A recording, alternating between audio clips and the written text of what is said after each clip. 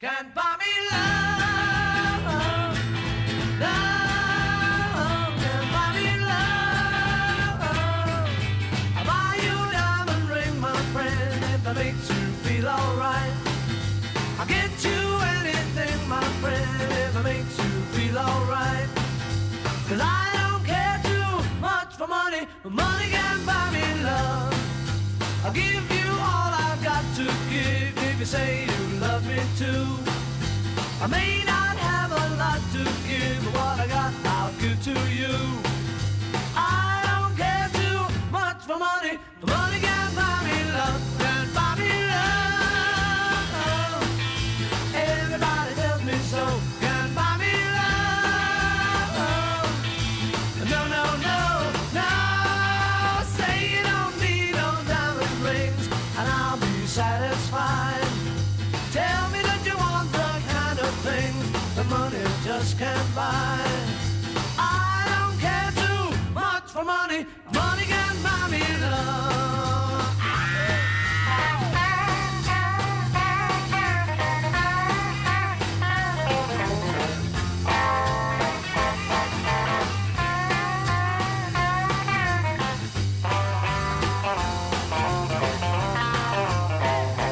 Buy me love. Everybody tells me so. Can't buy me love. No, no, no, no.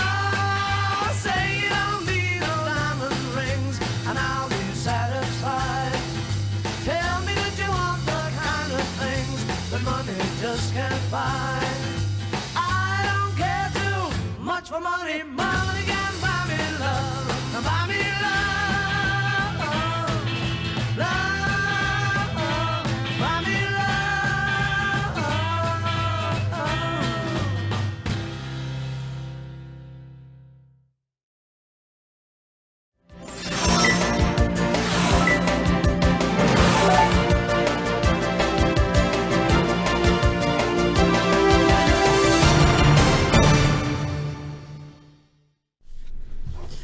안녕하십니까. 뉴스데스크의 바람잡이 지영은 기자입니다. 네, 엄정원입니다. 오늘은 나나콘나님이 정하셨어요. 비틀즈의 Can't Buy Me Love. 아 진짜 들었습니다. 초창기 곡이죠. 네. 우리 엄아나운서가 새벽까지 그렇게 고생을 하고 아이고, 지금 여기 댓글에 보니까 구독자분들도 같이 밤새우신 것 같아요. 그러니까요. 쭌쭌님도 그렇고 네. 밤새도록 개표 방송 보셨다고. 아빠님이래요. 맞아요, 아빠. 예. 피곤할 거래요. 네. 감사합니다. 다들 그래도 걱정을 해주시네요. 알아주시는 네. 것만으로도 네. 예. 아이 참. 피곤할 예정 얼마나 고생하셨습니다 네, 하셨고. 고생하셨습니다. 네. 고생하셨습니다. 근데 지선배 선거 때마다 고생하셨는데 어제는 좀 쉬셨어요? 아니에요. 어제는 제가 연출도 안 하고 방송도 안 하고 어제는 조금 긴 말 하지 않겠습니다.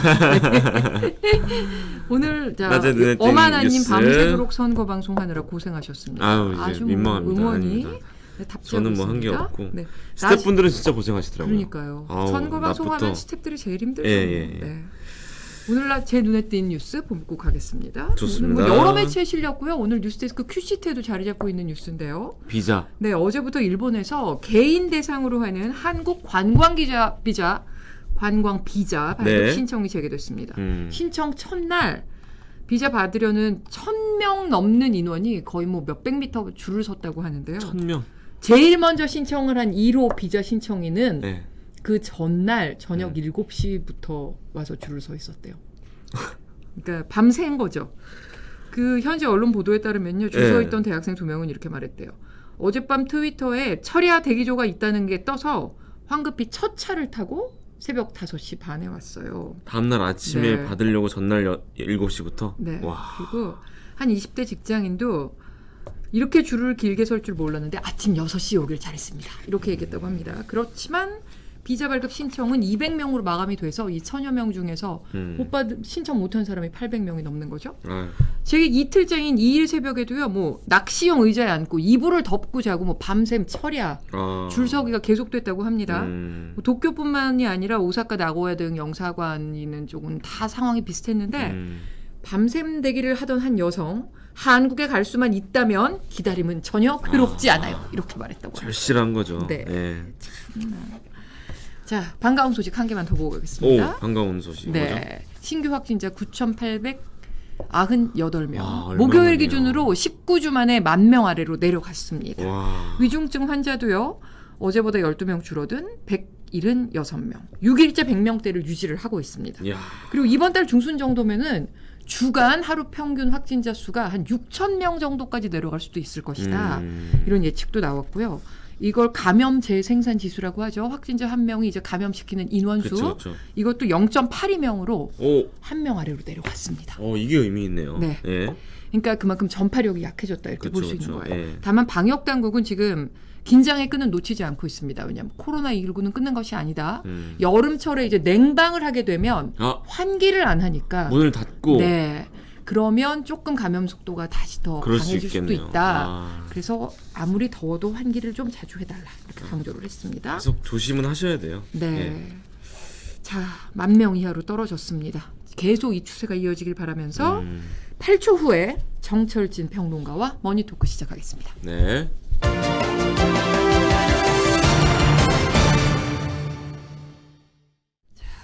알아두면 돈 되는 정보를 모두 모았습니다. 복잡한 경제, 금융 소식을 정리하는 정철진의 머니톡 시작합니다. 어서 오십시오. 네. 네, 어제부터 고생하셨죠? 네. 네. 어제 12시에. 어마나라 한 10시 반쯤 분 다. 나갈 출연할 줄 알았는데 자정 넘어서 하셨죠? 12시 반에 네, 두 맞아요. 시간을 스탠바이 더 맞아요. 했습니다. 그 두 분 다 수척하신데 저 혼자 이렇게 뽀얘서 좀 마음이 무겁습니다. 제가 말을 많이 하도록 하겠습니다. 근데 밤 새우는 게 한 10년 전에 쉬었거든요. 오랜만에 세우니까 하루가 망가져요. 오늘 지금 어떻게 벌써 시간이 그러면 흘렀는지 모르겠어요. 어쩌자고 그래요? 벌써 그러면? 제일 네? 어린데 죄송하네요. 자, 큰형님 지방 앞에서 선거가 죄송합니다. 마무리가 됐는데 근데 선거가 끝나는 게 불확실성 제거다 이렇게 호재다 이렇게 보기에 오늘 코스피가 좀 많이 빠졌어요. 그렇습니다. 제가 금융시장, 부동산 시장 그래도 영향은 있겠죠. 어떤 영향이 있을 걸로 예상하십니까? 그런데 이런 말이 있어요.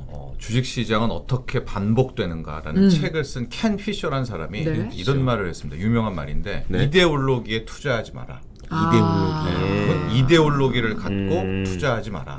그러니까 쉽게 말해서 본인이 진보냐 보수냐라는 어떤 이데올로기는 있는 것이고 우리가 주식을 사고 팔고 집을 사고 팔고 뭐 달러를 사든 원자재를 네. 요 투자 행위는 이게 완전히 현실이죠. 이게 별개다. 이념과 현실은 별개다. 별개다라고 해서 실질적으로 이제 지방선거가 끝났고 그 결과가 이제 뭐 나오지 않았습니까? 네. 이 선거 결과에 만족하시는 분들 또 만족하지 못하시는 분들 있을 것 같은데 네. 실은 이것과 그 시장은 시장에서 투자해서 이제 수익률 올리는 것과는 다른 메커니즘입니다. 오히려 이 시장 쪽은 유동성의 흐름, 뭐 경제 펀더멘탈, 수출이 잘 되냐 안 되냐 이제 이런 소위 말하는 경제 메커니즘으로 네. 이제 돌아가기 때문에 실은 선거 결과 때문에 주식 시장이 뭐 어떻게 될 거다 이렇게 될 거다는 실은 미국에서도 많은 조사를 했는데요. 네. 연관이 없더라. 없더라. 근데 제가 일단 하나 볼 부분은 부동산은 네. 좀 있을 것 같아요. 어. 왜냐하면 이제 그래요? 이번 선거 결과 때문에 이제 민주당도 그렇고 또 국민의힘도 어느 정도 그 민심을 이제 신경을 쓸 텐데 쓰죠. 여기에 부동산이라는 키워드가 알게 모르게 이제 적용이 됐다고 느낄 거란 말입니다. 그렇죠. 정책이 반영이 그렇죠. 되니까. 그러면은 뭐 부동산 규제 부분들을 어떻게 될지 부동산 쪽은 정책이 중요하니까 그 정도는 영향을 받지 않을까 이렇게 보고 있습니다. 금융 쪽은 선거 결과보다는 아무래도 오늘 미국이 그게 더 영향을 그렇죠. 컸겠죠. 네, 그렇습니다. 네. 그러니까 뭐 부동산 하니까 우리 평론가님이 항상 말씀하셔서 구독자분들은 아실 거예요. 네. 8월 되면 네. 전세 시장이 들썩일 것이다. 네. 뭐 임대차 3법 이슈가 있으니까요. 어떻게 전망을 하시는지. 뭐 메커니즘 다 아시겠죠. 네네네. 임대차 3법이 2년 전 7월 31일 날 통과가 됐으니까 네. 그 이후로 세 가지입니다. 뭐 전월세 상한제, 계약갱신 청구권, 전월세 신고제도인데 2+2고요. 네. 2년 더하기 2년. 네. 갱신은 이제 5% 상한을 걸고 나올 수가 있는데 네, 네. 이미 계약갱신 청구권을 한 번 쓴 세입자가 있죠. 있죠. 이분들은 이제 5% 연장을 하면서 또 살 수는 없습니다. 그렇죠. 없죠. 그러니까 이분들은 이제 시장에 나와야 되는데 그렇죠. 이미 전세 가격은 그 뭐 2년 전보다 상당히 뛰어 올라 있기 때문에 이분들이 맡게 되는 새로운 전세 가격은 굉장히 높거든요. 그럴 수 있죠. 예, 네. 그렇게 될 경우 이 부담이라든가 네. 이런 것들을 어떻게 할 것인가에 대한 문제여서 결국 임대차 3법을 뭐 어떻게 바꿔야 되냐 안 해야 되는 얘기가 나왔다가 지금은 여든 야든 네. 국토부든 아. 다 조용하고 있습니다. 네. 그대로 가요 우선. 그러니까 그 누구도 이 고양이 목에 못 건드리는 방울을 닿으려고 하지를 않습니다. 어떤 얘기를 해도 시장이 난리가 날 테니까. 그렇죠. 왜냐하면은 지금 이제 그분들을 위해서 뭐 임대차 3법을 뭐 하다못해 바꾼다고 쳐봐요. 네. 근데 이제 전세를 들어가신 분은 나 아직 계약갱신 청구권 있는데. 네, 나 써야 되는데. 예를 들어서 네. 2+2를 없앤다. 그러면 또 반발 그런 여론이 거 나오죠. 있고. 네. 이게 그러니까 이거 양면성인 조율이 지금 안 거구나. 되니까 원희룡 국토부 장관도 뭘 할래다가 속도 조절 얘기가 나온 이거 거군요. 어디를 손대야 될지를 모르지 않습니까? 아. 네. 그리고 이제 민주당 같은 경우에도 임대차 3법을 리딩했던 쪽이기 때문에 그걸 고친다라는 것은 스스로 자기 부정을 하는 거기 때문에 그렇죠. 또 멈춰 있고요. 국민의힘도 뭐 딱히 뭐가 없습니다. 그래서 일단 이 임대차 3법 관련해서는 제 생각에는 하반기 전세 시장을 그냥 볼 것 같아요. 네. 그러니까 미리 막지 않고 아. 현상을 먼저 본 다음에 얼마나 뛰나 이런 걸 본 내지는 다음에. 거기에 문제가 뭔가를 아. 보고 하는 것이 여든 야든 국토부든 이런 방침이 아닐까 보고 있는데 네네. 오늘 나온 뉴스 중에 하나가 9주 만에 서울 아파트 가격이 다시 하락했다는 네, 네. 뉴스가 지금 나왔어요. 나왔거든요. 네. 근데 매매가와 전세가는 비례합니다. 그러니까 이 상태로 만약에 소위 말하는 매매가가 떨어지게 된다면 전세가도 전세가도 똑같이. 떨어질 수밖에 네. 없습니다. 그렇기 그렇죠. 때문에 하반기 임대차 3법에 따른 이제 뭐 계약갱신 쓴 세입자들이 뭘 올려줘야 되냐 막 이런 부분들은 실제로 매매가 영향을 많이 받거든요. 그렇겠죠. 네네네. 그래서 제 생각에는 어떤 지금 누가 막 임대차 3법을 이거 바꿀 거야, 이거 없앨 거야 이런 모습은 당분간은 안 나올 것 같아요. 네, 그래서, 일단 시장의 추이를 좀 보고 봅니다. 네, 그런 다음에 가격이 어떻게 형성되는지를 그 타이밍에 보고 그 다음에 눈치 뭔가 싸움 움직임이 같은 나올 거예요. 것이다. 근데 이런 가운데 그러니까 전세 시장을 약간 관망세로 좀 지켜보자는 그것 때문인 건지 네. 월세 거래량이 전세 거래량보다 4월에 사상 처음으로 더 역전했죠. 많았어요. 네. 네. 이게 전세 제도 자체도 좀 약간 달라질 수 있는 걸까요? 어떻게 보세요? 그렇죠. 네. 여러 가지 이유가 있었을 것 같아요. 이게 근데 뉴스로도 많이 나왔었고 의미가 있죠. 우리나라의 이제 전월세 시장은 늘 전세 시대가 이끌어가고요. 전세라는 건 우리나라만에 있는 독특한 주거제도이기는 한데 지난 4월에서 월세 비중, 월세 거래량 비중이 50.4%, 전세가 49.6%라고 네. 해서 월세가 더 많았다라는 네네. 이게 아마 통계 집계 이후로 사상 처음일 것 처음이에요. 같거든요. 이건 이상. 이런 상황이 되니까 이제 우리나라도 월세 시대로 가는 건가 뭐 이런 얘기들이 많이 나오는데 가장 현재 이렇게 월세 거래량에 는 이유 중에 하나는 전세담보대출 금리가 있죠. 그렇죠. 그리고 전세를 월세로 전환하는 뭐 가령 뭐 1억을 전세 높여줄래 이거를 월세로 뭐 월 40 낼래 뭐 이런 네. 이것 중에서 전세담보대출 금리가 훨씬 높아요. 그렇기 때문에 세입자들도 또 집주인들은 캐시 들어오는 게 더 좋잖아요. 그렇죠. 그러니까 합이 맞아서 월세 쪽으로 많이 간 것이 아니냐 이렇게 보고는 있는데 이게 일시적으로 이제 이달은 월세가 높았고 전세가 낮았는데 다음 달에 다시 역전될까? 네. 그럴 것 같지가 않다는 거예요. 왜냐하면 4월에 바뀌었는데 그 이전을 보면 월세가 쭉 올라오고 있었습니다. 네. 그러니까 추세를 그리고 있었다라는 점 때문에 이렇게 되면 대한민국도 이제 너 뭐 세입자라면 너 전세 사러 이렇게 할 당연히 말하는 게 아니라 오히려 전세가 더 이제 비중이 적고 네. 월세가 더 확산되는 이런 시대가 열리지 않겠느냐라는 그것 때문에 많은 매체에서 이 뉴스를 다뤘던 것 같습니다. 그러니까 예전에 신입사원 때 월세 사는 동기들한테 아니 그 월세 낼 돈으로 싸게 대출 받아서 그냥 그게 너한테 이득이야 라는 말을 했었는데 이제는 그게 안 먹히는 거잖아요. 그 대출 금리가 더 비싸니까. 전세 대표 그러니까 그래서 이제 월세가 올라가는 그 현상은 이해가 되는데 근본적으로 돌아와서 네. 전세 제도, 월세 제도 네. 어떤 게 그 부동산 시장에 더 뭐 이거 좋은 밤샘 거라고 토론입니다. 여쭤봐야 돼요. 밤샘 토론. 어떤 게 더 방향적으로 나은 거예요.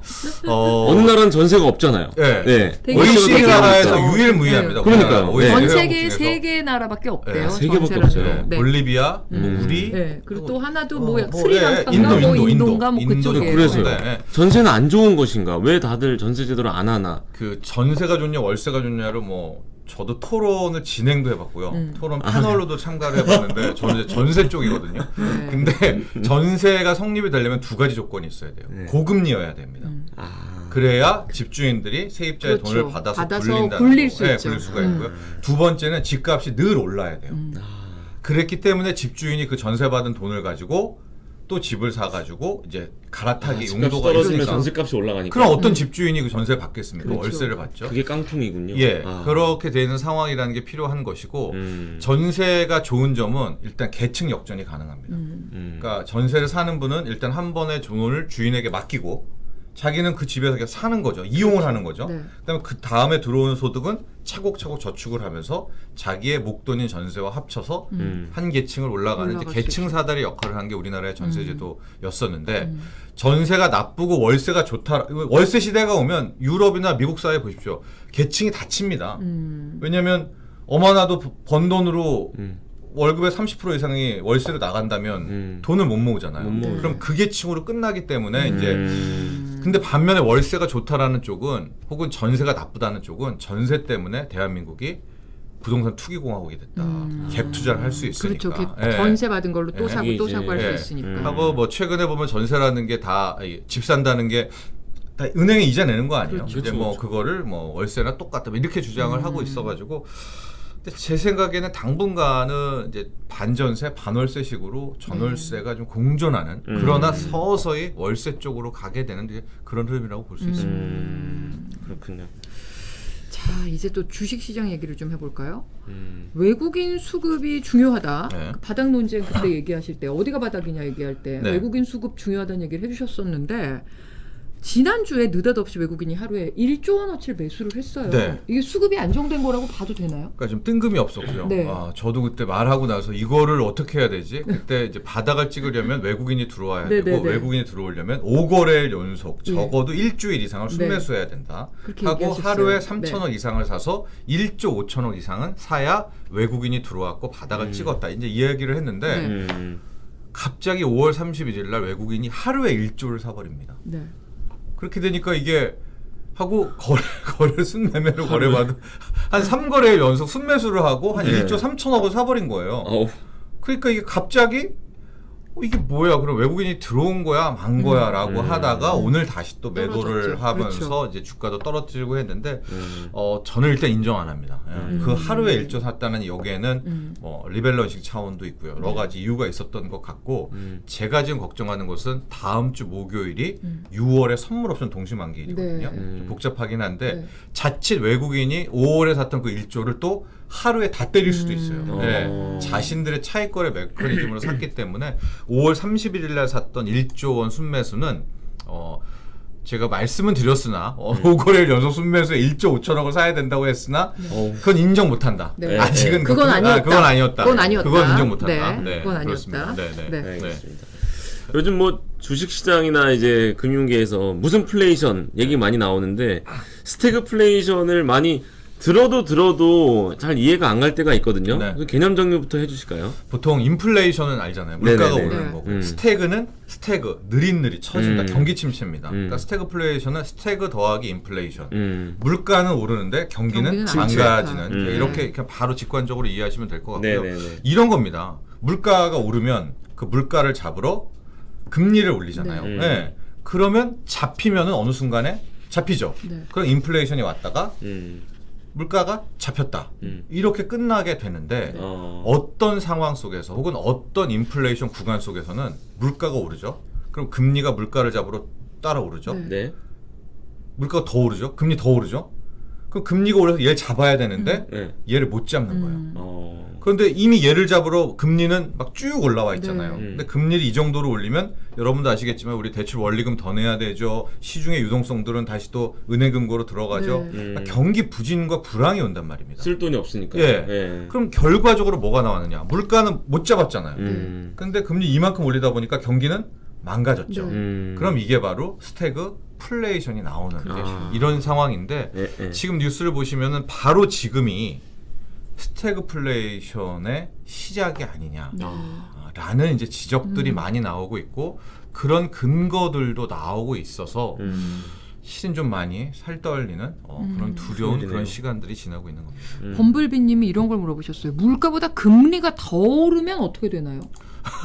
그럴 수가 없습니다. 네. 이게 그 현재 우리나라 물가 우리나라 보면 4.8이잖아요. 5월이 나온다고 해도 지금 우리나라의 기준금리를 그렇죠. 보면 1점 네. 금리가 더 오르진 않을 1% 거라고 정도 하십니다. 오고요. 미국도 네. 이제 1%인데 미국 네. 이 인플레이션은 지금 8%대 나오지 않았었습니까? 맞아요. 그렇지는 않고 이런 경우는 있죠. 금리를 빨리 잡으려고, 물가를 빨리 잡으려고, 잡으려고. 뭐 80년대 폴 네. 볼커 같은 사람은 한 방에 확 올려버리는, 확 올려버리는 거죠. 거예요. 네. 그런 경우는 있습니다. 네. 네. 그러면 지금 스태그플레이션 얘기해 주셨는데 네. 그게 월요일에 나온 스트레이트가 그거에 있었어요. 네. 4월 우리나라 그 산업활동 동향이 나왔는데 생산, 소비, 투자가 다 마이너스였습니다. 네. 이것도 그 스태그플레이션 국면하고 좀 연관이 굉장히 있는 걸까요? 밀접하죠. 네. 굉장히 밀접하죠. 지금 여러분 물가 못 잡았잖아요. 네. 그래서 지금 4.8이 나왔고 지금 5월에는 정부가 그러니까 한국은행에서도 5% 이상 나온다고 얘기를 했어요. 네네네. 인플레 살아있죠. 예. 그런데 인플레가 높다는 건 뭐겠어요? 우리가 어떤 물건을 만들면 물건 가격도 명목치가 올라가잖아요. 네. 가격이 높았으니까. 네. 그럼 통계를 잡으면 그게 체감은 아니지만 실질가는 아니지만 명목 가격은 올라올 수밖에 없죠. 그렇죠. 네네네. 그런데 이와 동시에 어떤 통계가 나왔냐? 산업 생산액, 투자액, 소비액이 다 떨어졌어요. 다 마이너스가 돼버린 겁니다. 어. 그러니까 이건 말이 안 되죠. 왜냐면은 설렁탕집을 생각해 보세요. 그렇죠. 네. 한 그릇 가격이 비싸졌으면 매출이 많아져야 되는데 맞아요. 생산이 오히려 줄어들었다는 건 네. 거꾸로 가고 있는 거꾸로 거죠. 갔다는 네. 거는 물가 상승률을 다 감안해도 지금 수요 쪽이 완전히 망가졌기 때문에 그러면 생산 오히려 투자가 물가를 감안하면 지금 수치상으로 나온 생산이 감소폭보다 실제로는 더 크죠. 감소했던 예, 생산, 투자, 거겠네요. 소비가 더 크죠. 그렇기 네. 때문에 실질적으로 4월 통계를 보고 이게 우리나라도 자칫하면 저성장으로 물가들이 높은데 이런데 빠져들 수 있지 않겠느냐 네. 그런 상황인 것이고요. 그 수렁이 이렇게 있습니다. 옛날 영화 중에 이제 수렁에서 건진 내 딸이라는 있죠. 영화가 있는데 네. 딱 여기 있는 것 같아요 지금. 네. 그러니까 여기서 한국 경제 건져내야 되는데 이게 좀 더 하게 되면 갈 수가 있는. 그러니까 생각 이상으로 지금 나오는 경제 지표들은 그렇게 좋지가 않습니다. 네. 저희가 매주 정철진 평론가와 경제 이야기를 짚어보고 있는데 항상 표정이 조금 어두워지죠? 우울한 얘기만 전달해드릴 수밖에 없는 현실이 참 씁쓸하긴 합니다. 어쩔 수가 없죠. 뭐. 네, 미국 연방준비제도 이야기 해볼게요. 네.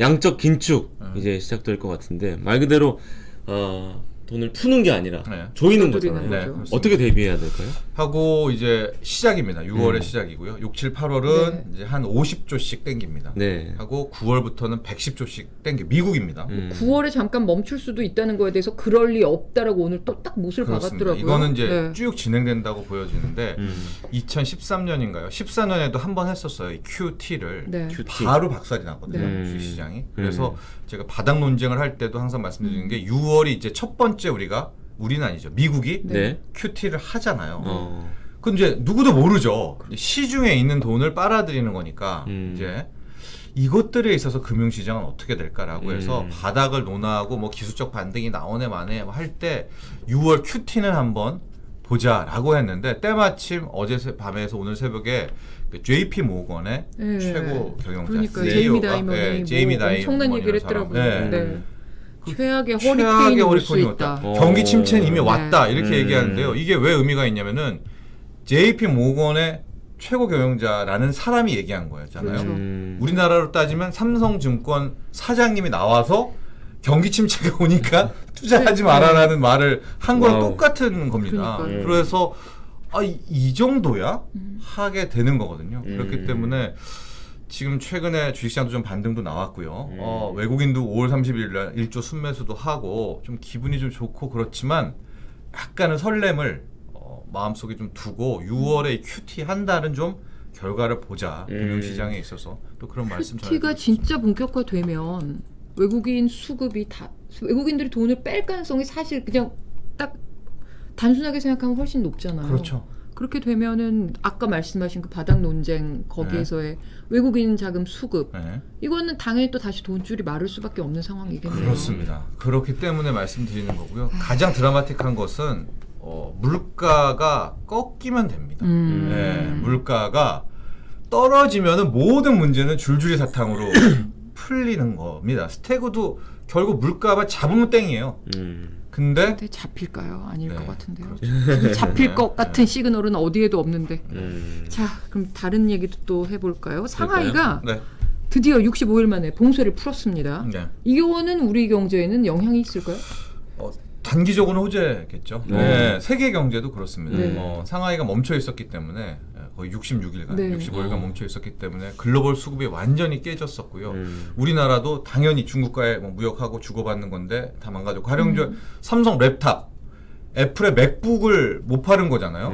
맥북 하나 살려고 그러면은 아마 여러분들 전화 6개월 기다려야 됩니다. 왜냐면 중국에 공장들이 있으니까. 네, 중국의 폭스콘 공장도 다시 가동되니까 수급이 다시 풀리고 이런 부분들이 있기는 한데 이게 더 큰 문제가 있죠. 네. 신뢰가 완전히 깨졌다는 부분도 있습니다. 예, 여차하면 또다시 봉쇄가 나올 수도 있을 것 같고 그럴 수 예. 있죠. 지금 신규 확진자가 14명이다라고 이야기는 하는데 그걸 믿는 글쎄요. 사람은 별로 없고요.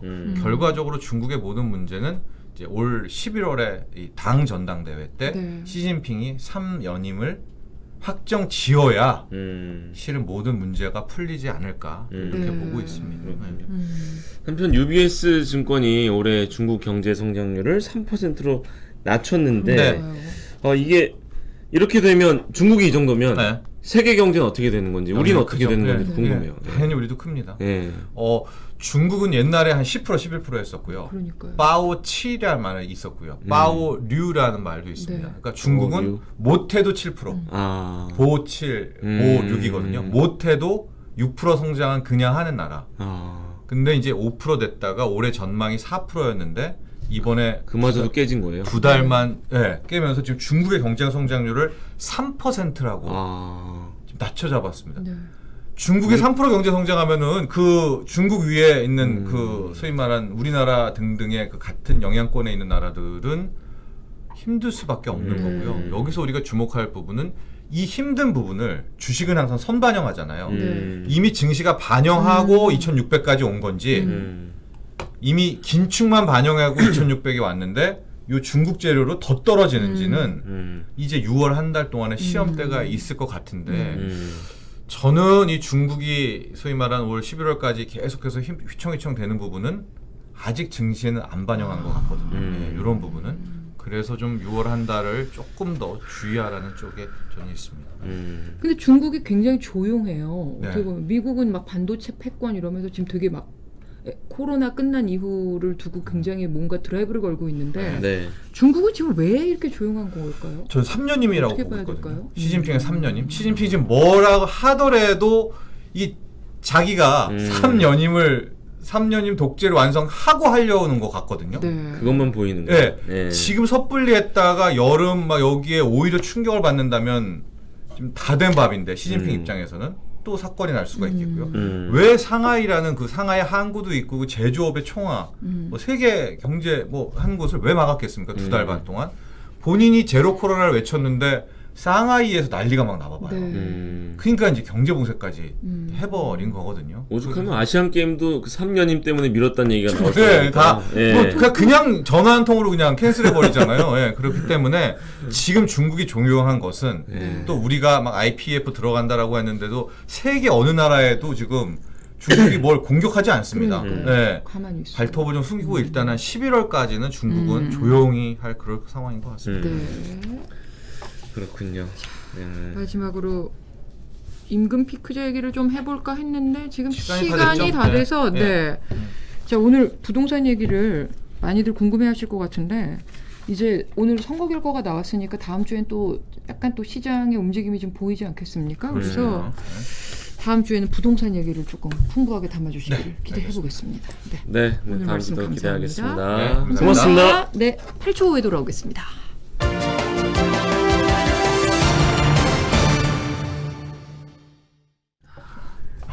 네.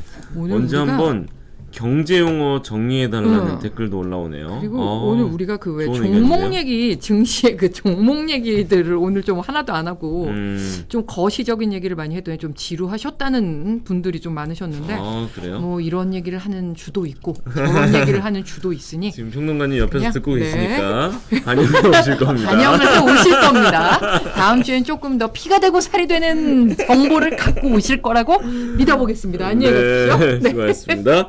자, 퀴즈 산책 네. 오늘 많네요. 얼른 가볼까요? 네. 오늘은 소식이 아무래도 많아요. 어제 선거 결과 종합하는 뉴스데스크이기 때문에 특집 아, 타이틀이 붙어 있습니다. 중요하죠, 특집 중요하죠. 타이틀이 붙어 있기 때문에 예. 퀴즈 산책도 조금 풍부하게 준비했습니다. 자, 뭐 톱은 당연히 이겁니다. 12대5 국민의힘 완승, 지방 권력 네. 대이동. 선거 결과 종합이 톱입니다. 광역단체 17곳 가운데 12곳을 국민의힘이 가져갔죠. 보궐선거도 7곳 가운데 5곳을 국민의힘이 가져갔습니다. 그랬죠. 더불어민주당은 뭐 지방선거에서는 5곳, 보궐선거에서는 2곳. 뭐 완승 완패. 민주당에서는 지금 완패라기보다도 참패 이렇게 얘기를 하고 있습니다. 비대위 총사퇴했고요. 네. 예. 윤 대통령은 국정 운영에 탄력을 받게 됐고요. 국민의힘의 힘이 실렸는데 하지만 오늘 오전 열린 최고위원회에서는 국민의힘은 곧바로 자세를 낮췄습니다. 권성동 원내대표가 뭐라 그랬냐면 민심에 채찍질이고 더 겸손하게 더 낮은 자세로 일하겠다 이렇게 얘기했고 이준석 대표는 당 개혁 작업에 착수하겠다 이렇게 말했습니다. 네네.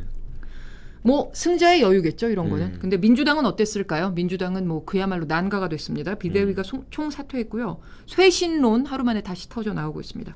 누구 책임인가 두고도 여러 얘기가 나오고 있습니다. 이재명, 송영길 책임론도 물론 불거지고 있습니다.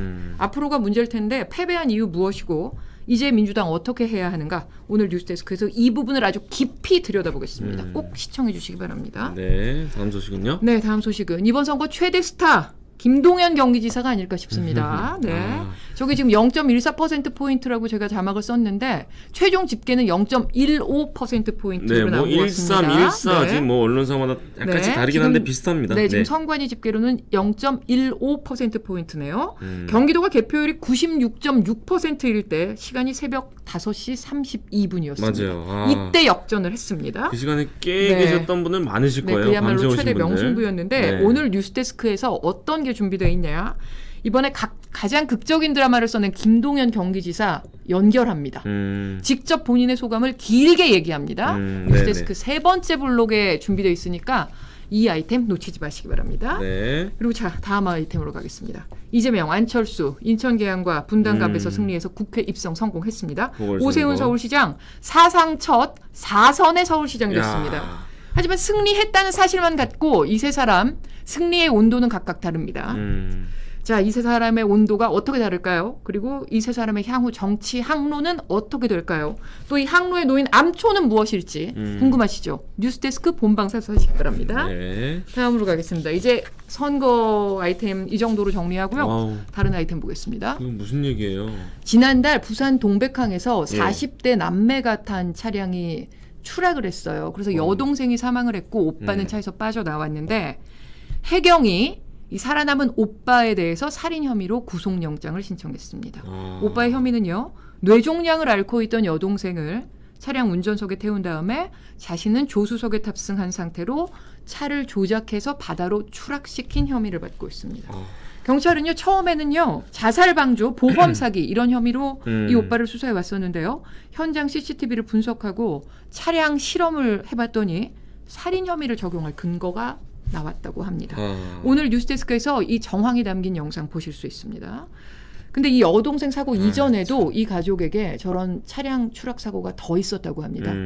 그래서 해경은 이 나머지 다른 사고에도 오빠와 연관이 있을까에 대해서도 추가로 수사하고 있습니다. 두 건이나 더 있었다네요. 네, 두 건이나 더 있었습니다. 아버지 사고도 연관이 있었을 가능성을 두고 경찰 수사를 하고 있습니다. 한 개 더 볼 시간이 되죠? 됩니다. 네네.